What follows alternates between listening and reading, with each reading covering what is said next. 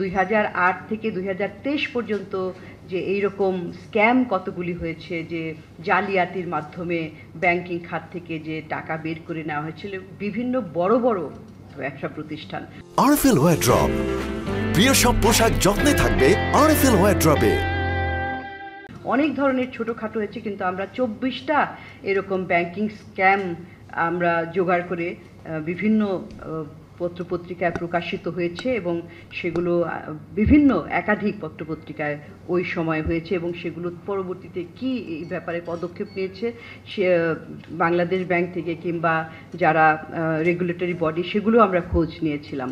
তো তারপর এই 24টা, শুধুমাত্র এই 24টা স্ক্যামের পরিমাণ, টাকার পরিমাণ আমরা আগেও বলেছিলাম, আরেকবার বলছি যে 92,261 কোটি টাকা, যেটা কিনা এই 2024 গত অর্থ বছরের যে বাজেট তার 12% এবং আমাদের জিডিপির ওই 2023-এর জিডিপির 2%। কি বিশাল পরিমাণ আসলে অর্থ চলে যাচ্ছে এই ফ্রডুলেন্ট, এই জালিয়াতি মূলক কার্যক্রমের মাধ্যমে, জালিয়াতির মাধ্যমে টাকা বের করে নেওয়া।